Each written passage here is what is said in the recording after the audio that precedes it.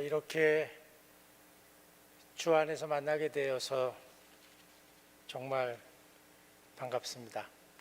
우리가 주님이 아니면 만날 이유가 없는데 나중에 또 한 군데서 만날 거예요. 어딘지 아시죠? 근데 그때 알아볼 수 있을까? 여기 그 온누리교회 성도들은 저를 알아볼 수 있을 것 같은데 저는 못 알아볼 것 같네. 근데 그때는 아마 알아보게 하실 거예요, 주님이. 거기서는, 그쵸? 예. 혹시 제가 이렇게 마스크를 쓰고 계셔가지고 그때 그 나라에서 좀 금방 알아보지 못하더라도 나무라지 마시고 온누리교회에서 봤다고 꼭 좀 얘기 좀 해주시기 바라겠습니다. 예. 오늘 이렇게 제가 사는 동네는 서울 옆에 바로 딱 붙어 있는 구리라고 하는 동네인데요. 구미가 아니고 구리. 여기서는 한 4시간 반 정도 걸리는 것 같습니다. 이렇게 멀리까지 저 여기까지 오게 되리라고는 생각 못했어요. 2019년도부터 우리 여기 온누리교회 담임 목사님이신 우리 허남길 목사님을 알게 됐는데요. 허남길 목사님을 뵙게 되면 저분이 이 목회 안 했으면 대한민국을 흔드는 개그맨이 됐겠다. 공감하시죠? 아닌가요? 제가 좀 이렇게 관상을 볼 줄 알거든요.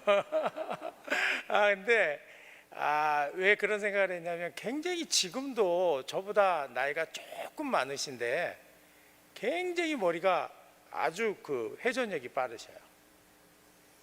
그리고 굉장히 유머스럽게 빠르셔요.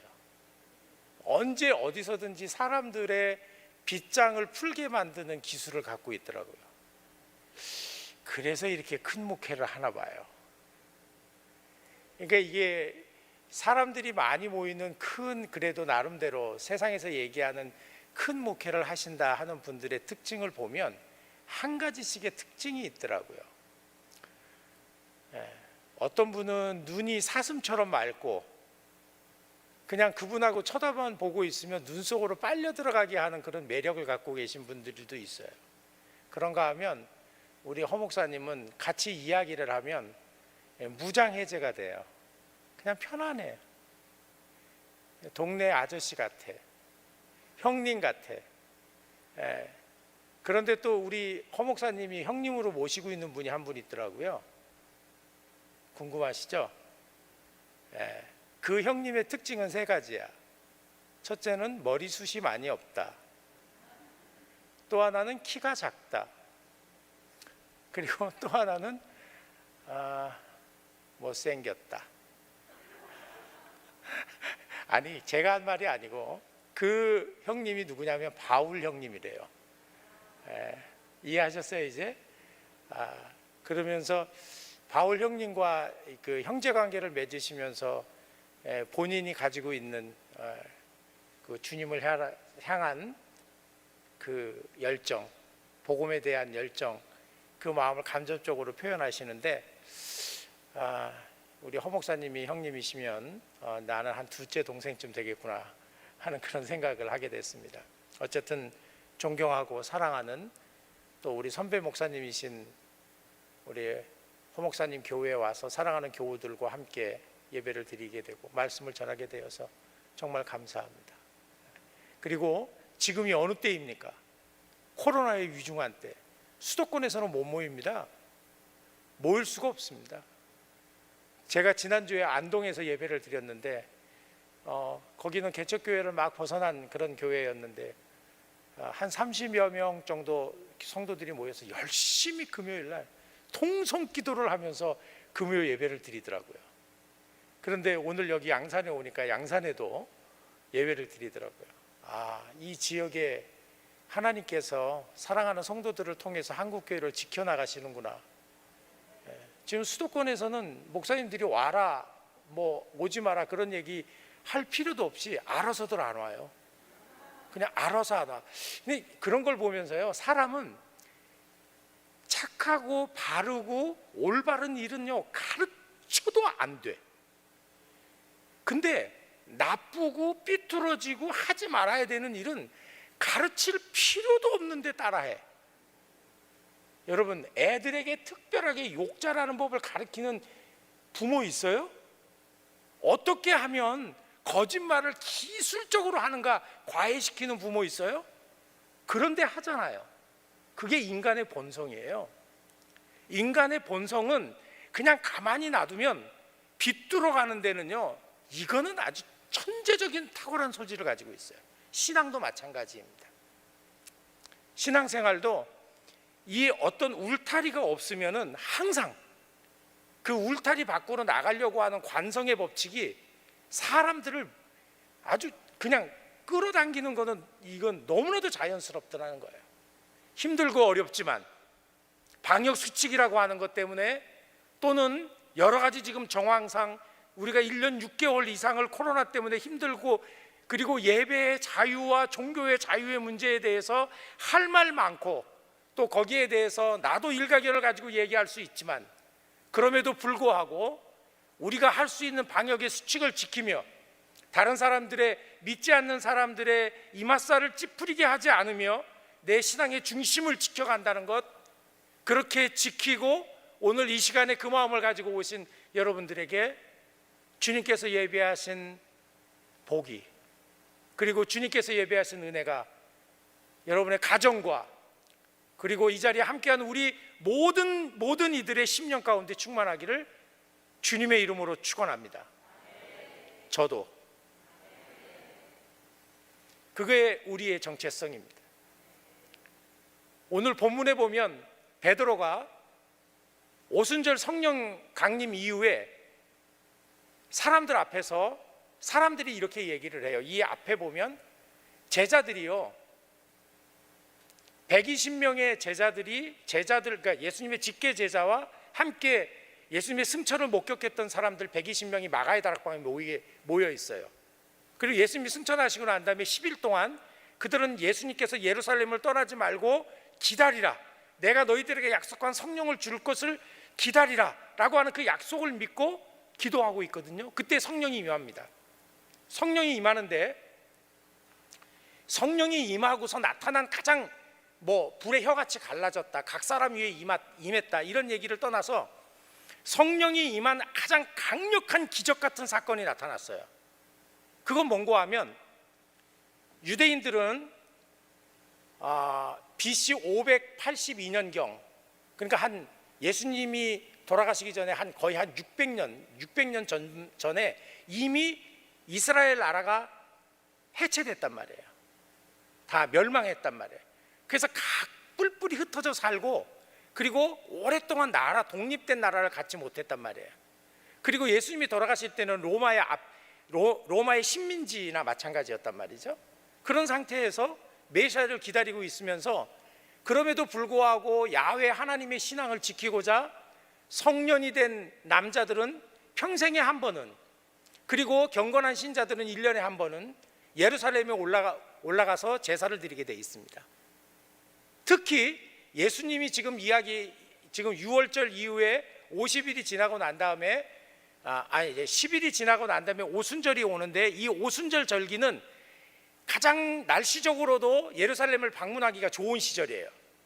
그러다 보니까 각 나라에 흩어져 있었던, 심지어는 아프리카, 소아시아, 중동 이런 지역에 있었던 사람들이 모여들기 가장 좋은 그런 날씨고 그런 시기입니다.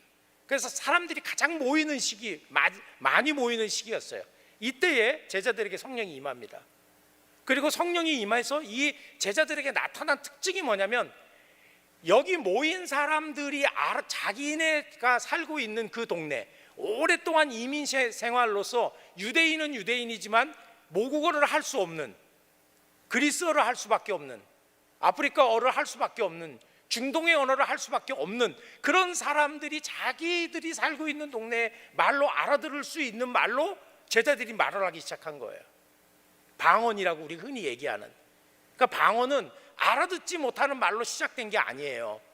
초대교회 성도들에게 임했던 이 성령 사건의 가장 강력한 증거가 방언인데, 이 방언이 뭐냐면 알아들을 수 있는 말로 임한 거예요. 근데 이 사람들이 보니까 너무 황당한 거예요. 이 얘기를 하고 있는 예수님의 12제자, 물론 가룟 유다는 죽고 마띠아가 뽑혔단 말이에요. 그래서 12명이 됐어요. 근데 이 12명의 제자들이 주로 출신이 어디냐면 갈릴리 출신이에요. 갈릴리 출신이라는 거는 한마디로 말해서 달동네, 그 다음에 학력 수준 저하. 요즘 우리나라 사회는 학력이 굉장히 높잖아요. 예전에는 대학교 가면 동네에 프랜카드 붙이고 그 다음에 사각 못 쓰고 집에 방학 되면 갔던 시절이 있었어요. 지금은 그렇게 안 하잖아요. 넘쳐나는 게 박사고 뭐 석사고 이렇잖아요. 그런데 그런 속에서도 이제 요즘으로 치면 대학교 교육을 거의 받지 못한, 고등교육도 받지 못한 갈릴리 출신이에요. 언어를 배워본 적이 없어요. 그런데 그들이 하루아침에 모든 사람들이 알아들을 수 있는 각국의 말로 말을 했다는 거예요. 별로 놀라지 않으시는 것 같아요. 이런 일이 가능해요? 여러분, 우리 10년을 넘게 영어를 배워도 그냥 어디 가면 오케이 땡큐 이거밖에 모르잖아요. 너 맞을래? 그래도 땡큐. 그냥 그냥 뭐 먹고 싶어? 그래도 땡큐. 물론 요즘에는 또 많이 배우기도 하지만 그렇잖아요. 근데 하루아침에 그 언어로 했어요. 그러니까 사람들이 뭐라 그러냐면 세술에 취했다 그렇게 얘기를 합니다. 근데 지금 제자들이 그때 방언을 할 때가 몇 시냐면 우리나라 시간으로 치면 오전 9시예요. 그런데 이 경건한 유대인들이 예루살렘에 모여서 절기를 지킬 때에는요, 이슬람교의 라마단 그 축제 기간은 아니라 할지라도 오전 10시까지는 금식하는 게 통례였어요. 그러니까 제자들은 아무것도 먹지 않은 상태예요. 그런데 9시에 제자들이 성령을 받고 방언을 하는데 사람들은 뭐라고 그러냐면 왜 쇠술에 취했다고 그랬을까요? 그냥 술에 취한 놈이네 이렇게 얘기하면 되잖아요. 술 취하면 한 얘기 또 하고 한 얘기 또 하고 자기 자랑하고 그 다음에 세상이 다 자기 중심으로 돌아가고 그리고 자기가 제일 힘세고 무용담에 사로잡히고 뭐 이런 증상들 많이 나타나잖아요. 그런데 그런 거는 아니야. 보니까 정신 멀쩡해. 알아들을 수 있는 말을 해. 그러니까 술에 취했다고 얘기는 할 수는 없고 새술에 취했다고 얘기를 하는 거예요. 거기에 대한 답변이 뭐냐면 베드로가 이렇게 얘기하는 거예요. 너희들은 새술에 취했다고 하지만 그게 아니다. 지금 너희들이 그렇게 기다리는 메시아가 오시면 어떤 일들이 일어날 거라고 하는 것을 너희들은 알고 있다. 그 중에서도 특히 이 힘든 경제적으로 정치적으로 그리고 모든 것들이 압제 속에 있을 때 메시아를 기다리는 유대인들의 마음은 간절하잖아요. 그랬을 때 그들에게는 이 메시아가 오시면 새로운 세계 그리고 그들이 바라는 그 어떤 이상적인 나라가 이루어질 것이라고 생각을 했어요. 그런 이야기들을 써놓은 게 선지서잖아요. 특별히 요엘서 2장을 가지고 이야기를 하면서 너희들에게 이런 일들이 일어날 것이고 해가 어두워지고 뭐 핏빛으로 변하고 이런 일들이 일어날 거다. 이거는 종말의 사건에 대한 이야기예요. 그런데 이런 것들은 눈에 보이잖아요. 지금 우리가 겪고 있는 이 더위, 저는 이렇게 더워본 적이 없어요. 근데 어떤 시대든지가는요, 역사책 보면 그때가 제일, 소크라테스 시대에도 뭐라 그랬냐면 요즘 젊은 것들이 싸가지가 없어 이렇게 얘기했어요. 그리고 자기가 살던 시대는 항상 그때가 제일 힘들고 어렵고 날씨도 제일 더워. 전에도 더웠는데 내가 살면 이런 더위는 처음이야. 늘 이렇게 얘기하잖아요. 그런 것처럼 그런 것들은 볼 수 있어요. 기후의 변화, 어떤 그런 날씨의 징조의 변화, 이런 것들보다 여러분 이게 더 기적적인가요? 베드로는 지금요 요엘서를 이야기를 하면서 이렇게 얘기하고 있는 거야. 너희들은 그 해가 갑자기 어두워지고 하늘이 핏빛으로 변하고 이러면은 뜨악하고 야 이거 기적이다, 하나님이 역사하시네 이렇게 얘기하는데 지금 우리들이 이렇게 얘기하고 있는 건 이 기적보다 훨씬 더하다는 거예요. 충격적인 얘기예요. 근데 우리는 그걸 아무렇지도 않게 생각하는 거예요. 우리는 하늘이 변하고 기후가 변하고 홍수가 나고 가뭄이 나야지 야 이거 이제 문제가 됐구나, 말세가 됐구나 얘기를 해요. 그런데 지금 제자들은 뭐라고 얘기하냐면 베드로는 아니다, 너희들은 우리들을 갈릴리 사람이라고 무식하다고 그러고 그래 우린 난 대학 문턱도 못 가봤다, 아니 학교 문턱도 못 가봤다고 치자. 그런데 하루아침에 성령이 우리에게 임하니까 방언을 한다 이거야. 이런 기적이 어디 있겠느냐. 근데 이 이야기를 하고 있는 베드로가 누구예요? 마태복음 16장 16절에 왜 보면 예수님께서 제자들과 가이사랴 빌립보라고 하는 지역에서 이렇게 묻습니다. 사람들이 나를 누구라고 하지? 그러니까 뭐 요한이라고 합니다, 엘리야라고 합니다, 딱 이렇게 얘기해요. 그러면 너희들은 나를 누구라고 하느냐, 그렇게 물어봅니다. 그때 베드로가 씩씩하게 주는 그리스도시요 살아계신 하나님의 아들입니다. 그랬더니 예수님께서 뭐라고 얘기하냐면, 야, 너 진짜 똑똑하다, 너는 내가 3년 동안 데리고 다닌 보람이 있네, 이렇게 얘기했어요. 아니다, 네가 한 말은 혈과 육에서 하는 게 아니다. 이거는요, 한마디로 해서 그거는 네가 지금 제정신에 한 얘기가 아니야, 이런 얘기예요. 네가 똑똑해서 한 것도 아니고, 네가 선택해서 한 것도 아니고, 네가 공부해서 한 것도 아니고, 이것을 알게 한 이는 하나님이다. 이건 하늘에서 한 것이라는 거예요. 신앙의 고백은 하늘에서 올 때 고백하게 돼 있는 거예요. 여러분, 우리가 그냥 예수는 그리스도다, 예수는 나의 주라고 이야기하는 것 같지만, 신앙의 고백은, 진정한 고백은 하늘에서 오지 않으면 할 수 없는 거예요. 왜? 그 고백은 입술의 고백만이 아니에요. 언어학적인 고백이 아니에요. 아, 그렇습니다, 예수님은 그리스도이십니다, 예수님은 하나님의 아들이십니다, 당신 예수 믿어? 나는 예수 믿습니다, 이렇게 얘기하는 언어적인 측면에서의 고백이 아니라는 거예요. 그러면서 21절에 뭐라고 그러냐면, 누구든지 주의 이름을 부르는 자는 구원을 얻으리라, 누구든지 주의 이름을 부르는 자는 구원을 받으리라, 이렇게 얘기합니다. 우리는 주님 기도할 때도 주님, 기쁜 일이 있어도 주님, 어려운 일이 있어도 주님, 코로나19가 와도 주님, 코로나20이 와도 주님 할 거예요. 그렇게 말로 하는 이 주님이라고 하는, 그렇게 부르는 것이 주님의 이름을 부르는 걸까? 오늘 이걸 생각해 보고 싶은 거예요. 여러분, 우리 지금 오늘 저녁에 여자 배구하네. 올림픽 별로 관심 없나 보죠? 저도 별로 관심 없어요. 조금 젊었을 때는 막 스포츠에 열광했는데, 요즘은 이기나 지나 이기는 놈 내 편이고 저도 괜찮고, 옛날에는 금메달 따야지 막 감동했는데 요즘에는 4위 해도 기분 좋고, 이게 또 늙은 사람의 특징이더라고요. 아, 이거는요, 마음이 후해졌다는 이야기지 육체적으로 늙었다는 의미는 아니에요. 지금 올림픽을 하는 데가 어디예요? 도쿄죠? 일본이죠? 일본 좋아하는 사람 없잖아요. 예, 우리는 일제시대를 겪지 않았어도 그래요. 여기 혹시 겪으신 분이 있나요? 저는 그때 임진왜란을 겪어가지고 저 일제시대 때는 잘 모르겠습니다. 그런데요, 일본이요, 제가 갔다 온 동네가 몇 군데 많지는 않습니다. 오늘 제가 갔다 온 동네 이야기를 하려고 그래요. 하나는 후쿠오카에 있는 후쿠오카 공항에서 좀 밑에 있는 나가사키라고 하는 데를 갔다 왔어요. 제가 한 5번 정도를 갔다 온 것 같습니다. 나가사키 아세요? 혹시 갔다 오신 분 있으세요? 괜찮아요, 그냥 손 들어도 돼요. 나가사키 별로 그렇게 관광지라든지 이런 건 없어요. 근데 나가사키가요, 1549년, 옛날 얘기입니다. 1549년에 예수의 신부인 프란시스코 자비에르라고 하는 신부가요, 가고시마 현에 도착을 해가지고 복음을 전합니다. 1549년이에요. 그렇게 얘기하면 감이 안 오죠. 우리나라 임진왜란, 제가 겪었던 임진왜란이 언제냐면 1592년이야. 그래서 언제 끝났냐면 1597년에 끝났어요. 제가 역사를 좋아하기 때문에 연도를 잘 외워요. 이거 머릿속에 안 들어온다고 절대 실망할 필요 없어요.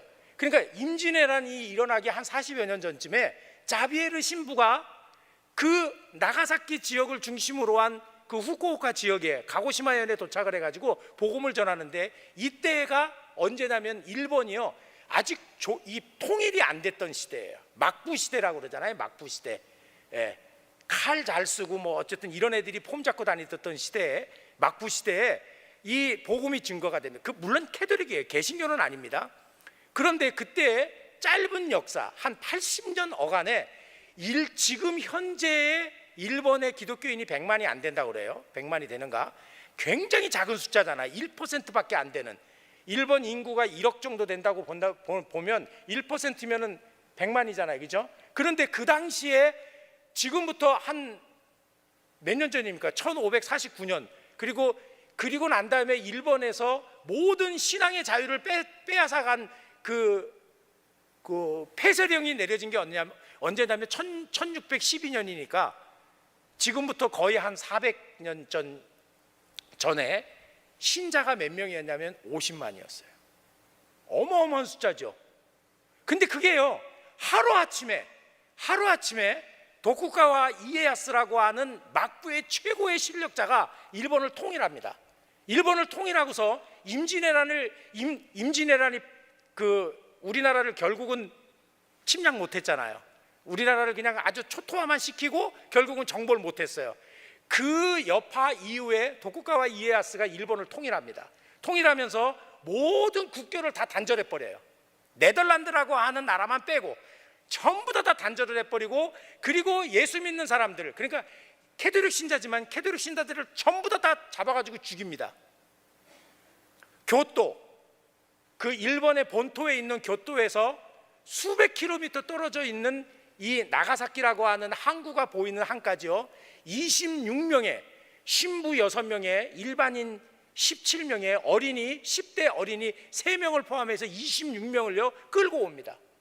그것도 굴비자로 엮듯이 줄줄줄줄 묶어가지고, 어떤 사람들은 귀가 잘리고 어떤 사람은 코가 잘린 상태에서 수백 킬로를 걸어서 온 다음에 나가사키 항이 내려다 보이는 그 언덕에서 그 사람들을 말뚝에다가 다 달아놓고 전부 다 죽입니다. 지금도 나가사키에 가면은 26성인의 동상이 있고 기념관이 있습니다. 그리고서 그렇게 죽기까지 하고 그 많은 사람들이 거기서 피를 흘려지고, 그 나가사키 지역에 가면 운젠 온천이라고 하는 데가 있습니다. 지금도 가면 유황 막 냄새가 진동을 하면서 막 부글부글 끓는 데가 있는데, 거기에다가 사람을 집어넣고 고문시켜 죽입니다. 바닷물이 들어오면, 얼마 전에 어떤 유명한 감독이 만든 침묵이라고 하는 영화가 있었잖아요. 그런 영화는 잘 안 보잖아요, 재미가 없으니까. 근데 그 침묵이라고 하는 영화가 그 시대를 배경으로 쓴 거예요. 영화를 만든 거예요. 그런데 거기에 보면 사람들을 십자가 같은 형태에다가 이렇게 묶어놓고요, 밀물과 썰물이 오는 갯벌에다가 저기 꽂아놓고 사람을 죽이는 거예요. 그러니까 물이 빠질 때는 괜찮은데 물이 들어오면 여기까지 차는 거예요. 그게 죽이는 거예요. 그리고 어떤 사람은 귀를 잘라내서 귀만 다 모아가지고 묶고, 어떤 사람은 코를 잘라내서 코를 다 모아가지고 무덤을 만든 데가 지금도 나가사키에 곳곳에 있어요. 그런데 놀라운 사실은, 그렇게 기독교의 피가 흘려졌는데 1612년 이후에 기독교가 거짓말처럼 사라집니다. 거의 240년 동안 1873년도에 메이지 유신을 해서 개방을 하기까지 일본이 완전히 쇄국 정책을 피거든요. 배도 만들지도 않고 나가지도 않고 쇄국 정책을 핍니다. 막부 시대로서. 그때 기독교인들이 전부 다 죽어버려요. 나가사키 지역을 가서 그 사람들의 발자취를 바라보고 그들이 그 시대 때 만들어 놓았던 교회들을 보면서 생각했어요. 그렇게 우리나라보다도 훨씬 더 빠르게, 비록 천주교지만 그렇게 받아들였던 그 역사를 가지고 있는 일본 땅이 왜 지금은 이렇게 사람이 없을까? 근데 어떤 분이 그런 얘기를 하더라고요. 거기 지금도 개신교인들이 있어요.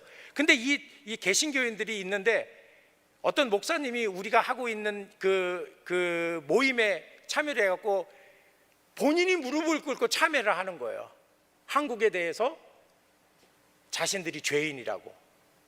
난 일본 사람들 보면 좀 어떨 땐 진짠가 할 생각이 드는, 막 울면서 막 그렇게 하는 거예요. 본인이 그런 것도 아닌데, 젊은 목사님인데. 그러면서 이분이 이런 얘기를 해요. 한 사람의 그리스도인을 만들어내는 게 너무 힘들다는 거예요. 모든 직장, 모든 관공서, 그 어떤 곳에서도 개신교인들이 살아남을 수 없는 시스템이 거기가 일본이래요. 그런데 어떤 식으로든지 간에 개신교인으로 회심을 하면은요, 이 사람들은 확실하게 산다는 거예요. 교회 생활, 그리고 예수를 따라가는 그 희생과 그리고 예수의 제자로서의 삶을, 그들은 예수의 이름을 그냥 부르는 것으로 끝나는 게 아니고, 예수가 나의 주입니다라고 부르는 순간, 고백하는 순간, 그들은 예수를 예수처럼 산다는 거예요. 오늘 우리나라는 예수 믿는 사람이 1000만, 통계에 의하면 870만, 많이 보는 사람들은 1200만, 20%, 18%, 25%, 좋습니다. 중간에 한 20% 칩시다. 얼마나 많은 숫자입니까? 그런데 오늘날 이 우리가 코로나19를 겪고 있으면서 과연 교회가 세상 사람들로부터 어떤 대접을 받고 있다고 생각하십니까? 정부가 좌파다 우파다 이런 걸 떠나서 교회에 대해서 비판하는 것, 그것이 이단들이 잘못했기 때문에 그렇다 이런 얘기를 떠나서 왜 교회가 이렇게, 이것은 우리의 문제고 여기 앉아있는 우리의 문제라는 거예요. 나의 문제인 거라는 거예요. 정말 내가 예수의 이름을 부르는데 그 예수의 이름을 부르는 것이 내 인격으로, 내 삶으로, 내 모든 것을 그분 앞에 드리는 그러한 고백으로서의 신앙의 고백으로서의 예수의 이름인가? 아니면 틀에 박힌 형식화된 언어인가? 오늘 올림픽을 하니까 특별히 일본에 대한 이야기를 중심으로 해서 말씀을 전개하고 마치려고 해요. 여러분 혹시 여기 젊은 사람들은 모를 것입니다. 40대 50대 되신 분들은 혹시 알아요? 미우라 아야코라고 아십니까? 빙점의 저자. 그 외에도 96편의 소설을 썼던 일본의 노벨 문학상 수상자, 대단한 여인입니다. 잘 모르시면 뭐 요즘에 네이버만 찾아보면, 지금 찾지 말고 찾아서 또 강사가 틀린 얘기 하나 맞는 얘기 하나, 틀릴 수도 있지, 연도 같은 건 줄거리만 맞으면 되지, 그런 거 찾지 말고 밑으로 내려가는 사람들은 검색한다고 생각하고 퇴장시킬 거예요. 집에 가서 찾아보세요. 지금은 잊혀졌지만 이 미우라 아야코의 삶은요, 제가 볼 때 참 눈물 나는 삶이에요. 이 미우라 아야코는요, 홋카이도 지금 삿포로 있잖아요. 예, 거기 그 북해도라고 하는, 저는 아까 그 일본의 제일 남단에 있는 섬을 이야기한 거예요. 오키나와 빼고 제일 남단에 있는 섬이고, 지금은 저 북쪽에 북해도, 제가 북해도도 가봤는데 북해도는 정말 예쁜 데예요. 정말 예뻐요. 미안해요, 저 일본을 찬양하는 거 아니에요. 불쌍해서, 그리고 배울 게 있어서 그러는 거예요. 또 특별히 올림픽 하니까 좀 대우해 주는 거예요. 예. 근데 이 북해도에 저기 더 북해도에서도 더 북쪽 지방에 있는 데서 1922년도에 태어났어요. 사실은 내년이 이 미우라 아야코 탄생의 100주년이 되는 해예요. 근데 이 미우라 아야코는요, 17살에 사범고등학교를 졸업을 하고 초등학교 국민학교, 그러니까 그 당시에는 국민학교 선생님이 됩니다. 그러나 자기 조국 일본이 태평양 전쟁을 일으키는 전범국이라고 하는 것에 대한 실망 때문에 7년 만에 학교를 때려칩니다. 그런데 공교롭게도 때려치고 난 다음에 이 미우라 아야코는 결핵이 찾아옵니다. 결핵으로 무려 얼마 동안을 고생하냐면 13년 동안을 요양생활을 합니다. 전반부 6년보다 후반부 7년 정도는요, 아예 누워서 일어날 수가 없는 그런 아주 극심한 폐결핵에 걸려서 누구든지 이 사람은 이제 앞으로 죽을 날만 기다리는 사람이라고 생각하고 그렇게 살아갑니다. 그때에 자기 초등학교 동창을 만납니다. 뭐 저도 이름은 잘 모르겠습니다. 그러니까 이 동창을 만나서 이 동창이 한 3, 4년 동안 이 미우라 아야코를 아주 극진하게 요양을 해줍니다. 그리고 이 사람을 위해서 하나님, 이 아야코를 살릴 수만 있으면 자신의 생명과도 바꾸고 싶습니다라고 할 만큼 하나님께 기도를 하는 크리스찬입니다. 매우 보기 드문 크리스찬입니다.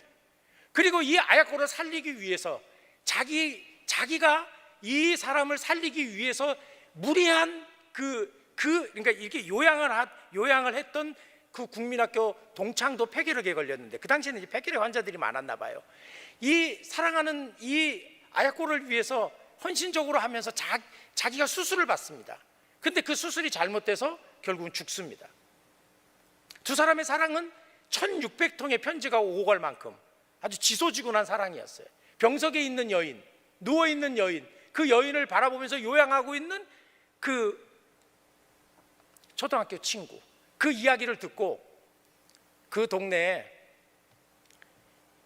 미우라 미스요라고 하는 이 미우라 아야코보다는 2살이 어린 공무원, 아주 말단 공무원에 해당되는 그 크리스찬이 있었어요. 그런데 그 요양병원에 가가지고 요즘으로 치면 왜 이렇게 사람들, 환자들 돌보는 일 있잖아요. 그 일을 누군가로부터 부탁을 받은 거예요. 그래서 이 원래 미우라 아야코가 아니고 후따 아야코인데 이 후따 아야코를 찾아가라고 얘기를 합니다. 그리고 찾아가서 성경도 한 구절 읽어주고 그리고 그를 만납니다. 처음에 만나는 순간 이 미스요는 병석에 누워있는 그 여인이 얼마나 이쁘면 이쁘겠어요. 반해버립니다. 그리고 하나님께 기도합니다. 그리고 세 번째 만나러 가서는 그 여인에게 고백을 합니다. 그러나 이 아야코는 마음을 열지 못해요. 그러다가 결국은 그 2살 어린 연하의 남자가 6년인가 얼마를 지극정성으로 와서 고백도 하고 헌신을 합니다. 그리고 아야코가 마음을 엽니다. 그리고 기적같이 병이 나아요. 그래서 59년도에 결혼식을 합니다. 결혼을 하고 6년 동안 행복한 결혼 생활을 하고 난 다음에 미우라 아야코에게 또 극심한 병이 찾아옵니다. 그때부터 1999년도에 미우라 아야코가 죽었으니까 78세에 죽을 때까지 근 40년 동안을 병상에서 지냅니다. 그리고 이 결혼을 하고 선택하고 그리고 이 미우라 아야코와 결혼했던 이 미우라 미스요는요 40년 동안 미우라 아야코가 불러주는 구술을 받아 적어서 소설책으로 출간합니다. 사랑의 이야기를 하려고 하는 게 아니고 일본에서 크리스찬을 찾기 어려운 그 시대에 이 2사람은 다 크리스찬이었어요.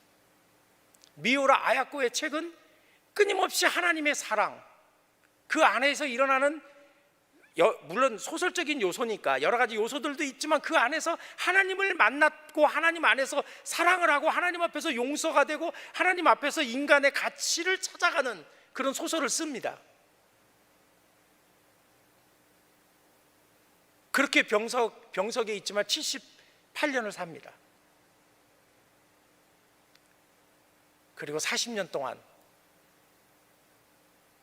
그 옆에서 한 번도 불평하지 않고 병수발을 닫으면서 그 부인의 구술을 받아 적어서 소설을 만들어내는 또 한 사람의 지고지순한 또 한 사람의 크리스찬이면서 남편인 미우라 미스요가 있고, 나중에 자기 아내가 죽고 난 다음에 7년 있다가 이 남편도 죽게 되는데 인터뷰 기사에 그런 얘기가 나옵니다. 미우라 아야코는 항상 어떤 일을 해도 자기 몸에 그렇게 죽음의 그림자가 짙게 두려워 있고 모든 사람들이 볼 때 어떻게 저러고 살 수 있을까라고 하지만 그런 가운데서도 항상 좋아요. 요즘 댓글에 보면 좋아요 누르는 거 있잖아요. 그거 말고 진짜 좋아요. 그러면서 하루하루를 살면서 이렇게 얘기했대요. 이게 오늘 나의 마지막 날이라고 알고 최후의 날이라고 알고 감사하고 행복하게 살았어요. 그러면서 자기를 그렇게 병수발을 드는 그 남편을 향해서 이렇게 얘기했다는 거야. 하나님께서는 나에게 죽음이 두려움과 떨림과 이별과 슬픔이 아니고 나에게 주어진 마지막 미션이다. 죽음이 나에게 주어진 하나님의 마지막 사명이라고 이야기를 했다는 거예요. 저는 이 말에 쇼크를 받은 거예요. 어떻게 죽음이 나의 마지막 사명입니다. 슬픈 일이고 두려운 일이지 않습니까? 피하고 싶은 일이잖아요. 여러분, 우리가 주의 이름을 부른다는 것은요, 우리가 주님을 인격적으로 따르겠다는 것이고 그분에 대한 내 삶을 드리겠다라고 하는 건데 언제 우리가 주의 이름을 부릅니까? 여러분, 정말 우리가 힘들고 어려운 일 만나면 소리내서 기도하지 말라고 해도 기도합니다. 내가 어디 지나가다가 깊은 웅덩이에 빠졌다 그러면 지나가는 사람 들으라고 소리 질러서 살려달라고 하지, 살려주세요, 살려주세요 이렇게 얘기할 사람 누가 있겠습니까? 소리 지르겠죠. 거기에 사람 없어요 하겠죠. 그런데 성경에 그런 이야기가 있어요. 창세기 4장 26절입니다. 한번 찾아보실까요? 성경에 보면 창세기에 나오는 인물들이 모두가 다 하나님을 경외한 것 같아요? 그렇지 않습니다. 창세기 4장 26절에 보면 가인이 아벨을 죽이고 그 이후에 세대를 이어가는 족보가 나온 다음에 26절에 이렇게 얘기합니다. 같이 읽겠습니다. 셋은 누구죠? 아벨 대신에 준 아들이잖아요. 셋도 아들, 같이 읽겠습니다. 셋도 아들을 낳고 그의 이름을 에로스라 하였으며 그때의 사람들이 비로소 여호와의 이름을 불렀더라. 그때의 사람들이 비로소 여호와의 이름을 불렀더라. 여러분, 이 말이 무슨 말인지 아세요? 여기서 에노스 때의 사람들이 여호와의 이름을 불렀대요. 근데 이 에노스라고 하는 이름의 뜻이 뭐냐면 죽을 수밖에 없는 존재. 인간이 언제 하나님 앞에 가장 극적으로 진실되는가? 언제 하나님을 가장 강력하게 붙드는가? 내가 죽을 수밖에 없는 존재라는 거예요. 죽음은 회피할 수 있는 것도 아닙니다. 누구에게나 찾아옵니다. 언제든지 찾아오고 그리고 언젠가는 올 것입니다. 그 죽음 앞에서 하나님의 이름을 부를 수 있는 저와 여러분이 되기를 원합니다. 다급해서가 아니고 오늘 이 시간이 나에게 있어서의 이 마지막 날이라고 하는 미오라 아야코의 하루를 맞이했던 병상에서 40년이 넘게, 아니 50년이 넘도록 그렇게 이 투병 생활을 했던 그 위대한 작가가 날마다 좋아요, 하나님이 나에게 주신 이 날도 마지막 날이라고 생각하고 살겠습니다, 그렇게 얘기했던 것처럼 오늘 이 밤이, 지금 내가 살고 있는 이 오늘이 나에게 마지막 날이라면 무엇을 하시겠습니까? 주의 이름을 부르는 것입니다. 바로 그것이 주의 이름을 부르는 자의 구원. 주의 이름을 부르는 자는 주님 구원해 주세요 이렇게 그냥 단순하게 얘기하는 게 아니고 내 삶을, 내 존재를, 나의 선택을, 나의 모든 걸 그분의 손 앞에 드리는 것입니다. 그리고 그분을 부르는 것입니다. 저와 여러분, 우리는 언젠가는 주님께서 반드시 우리를 부르실 것입니다. 여기서 최소한 앞으로 120세대라고 그러니까 혹시 여기 어린애들이 100년 더 살고 120살까지 살지는 모르겠지만 저와 여러분 웬만한 사람들은 여기서 아마 한 50년 안에는 거의 안 계실 것 같습니다. 많은 분들이, 상당수가 혹시 인조인간이라면 이해하시고요. 우리는 그럴 수밖에 없는 존재잖아요. 언제 하나님의 이름을 부릅니까? 지금 우리가 이 코로나 시대를 살아가고 있습니다. 말도 안 되는 일들, 동의할 수 없는 그런 여러 가지 일들, 울분을 터뜨리고 싶은 이야기가 한두 가지가 아닙니다. 모든 사람들이 다 자기가 판단자가 되어지고 심판자가 되어지고 비판자가 되어지고 신이 되어서 살아가는 이 시대에 우리가 정말 주님의 이름을 부르고 있는가? 베드로는 그렇게 주는 그리스도시요 살아계신 하나님의 아들이다고 얘기했습니다. 그러나 주님은 뭐라고 그랬어요? 너 이거 지금 한마디로 이런 거야. 너 제정신으로 그런 거 아니야. 이건 하나님이 너에게 알게 해준 거야. 아니나 다를까? 베드로는 주님 죽으시면 안 됩니다. 십자가에서 죽다니요. 말도 안 됩니다. 그리고 예수님을 잡으러 온 사람의 그 사환의 귀도 잘리지를 않나? 내 무슨 일이 있어도 다른 사람들은 다 떠나도 나는 주님을 떠나지 않겠습니다. 그렇게 했던 그 베드로가 제일 먼저 주님을 부인하고, 그잖아요. 먼 발치에서 바라보고 예수님이 장사되는 걸 확인하고 그들은 다시 갈릴리 바다로 돌아가서 옛 직업을 통해서 근근히 살아가려고 하는 호구지책을 강구했던 사람 아닙니까? 그런 그가 오순절 성령 강림 이후에 그의 삶이 어떻게 됐습니까? 이렇게 너희들이 하늘을 바라보고 징조를 바라보면서 말세라고 이야기하는 것보다 나에게 임한 이 방언이라고 하는 것으로부터 시작되어지는 이 성령 세례, 이 성령 충만함이라고 하는 것이 가장 강력하게 나타난 이 기적이, 이거야말로 기적이다. 이건 내가 변화되었다는 거예요. 그러면서 이야기를 하는 거예요. 누구든지 주의 이름을 이렇게 불러라 이제는. 그리고 베드로는 그 삶을 살아갔던 거예요. 그리고 순교했던 거예요. 그리고 죄송한 얘기지만 성령 충만함을 받았던 이 마가의 다락방에 모여 있었던 120명의 모든 제자들이 어떻게 됐습니까?